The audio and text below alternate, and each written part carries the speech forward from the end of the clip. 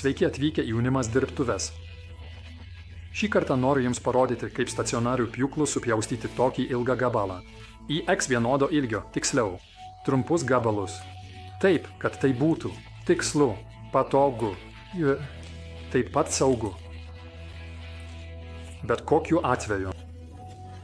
Mums reikės tokio kampinio vediklio, kurį nustatysime 90 laipsnių kampu, taigi stačių kampų.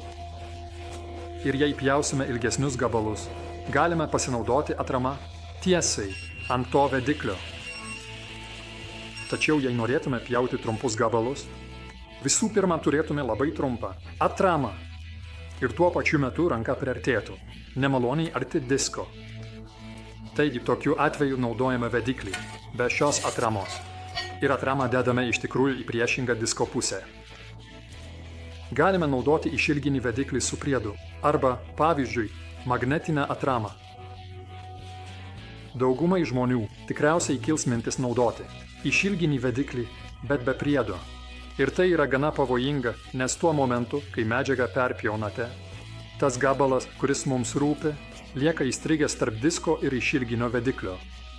Ir dažniausiai jis ten užstringa ir iššauna į jūs. Taigi taip tikrai ne.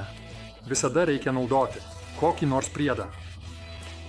Aš turiu grindų lentos gabalą, kurios storis yra 20 mm. Ir jį pritvirtinau naudodamas universalius Rockler spaustukus. Tačiau galite naudoti bet kokį kitą spaustuką, bet tada turite atsižvelgti į tai, kad jis gali trukdyti toje pusėje. Šių spaustukų privalumas yra tas, kad jie iš tikrųjų pasislepia tiesiai medžiagoje. Gera pasirinkti lengvai įsimenamą storį, kad galėtumėte naudoti matuoklį, kurį turite ant pjūklo ir tiesiog visada atimti arba pridėti to priedo storį. Ir atkreipkite dėmesį, tai yra labai svarbu. Tas priedas visada turi baigtis anksčiau, nei prasideda medžiagos pjovimas, nes kitaip vėl gali įvykti užstrigimas ir pavojingas atgalinis smūgis. Taigi, idealu, kai tas priedas baigėsi dar prieš prasidedant diskui. Ir ši pati sąlyga galioja, jei naudojate kokį nors magnetinį sustojimą.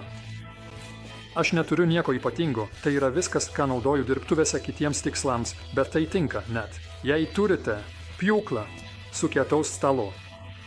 Atkreipkite dėmesį ant aliuminio, tai, žinoma, nelaiko. Tai yra, pavyzdžiui, magnetinis stovas, ant kurio galima prisukti indikatorinio laikiklio laikiklį, bet taip pat ir aušinimo laikiklį, šlifavimo mašinoms. Ir tuo pačiu principu tai yra perjungiamo magneto. Veikia ir šis suvirinimo kampas, suvirinimo magnetas.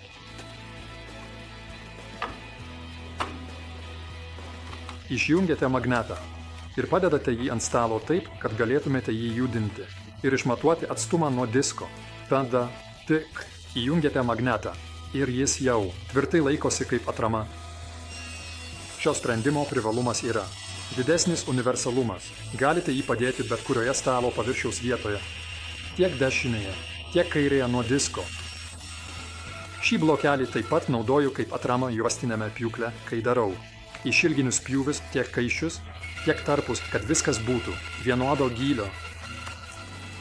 Tačiau trūkumas yra tas, kad kiekvieną kartą turite iš naujo matuoti atstumą, o sukreipiančią ant išilginio vediklio galite tiksliai reguliuoti pagal pjūklo liniuotę. Taigi, kai kitą kartą reikės iš tokio ilgo gabalo supjaustyti X vienodo ilgio ar trumpesnius gabalus, jau žinote, kaip tai padaryti patogiai, tiksliai ir saugiai. Nuorodas į visus produktus rasite kaip įprasta aprašyme po vaizdo įrašu. Ačiū, kad žiūrėjote. Linkiu Jums gražios dienos ir laukiu susitikimo dirbtuvėse ir Unimas.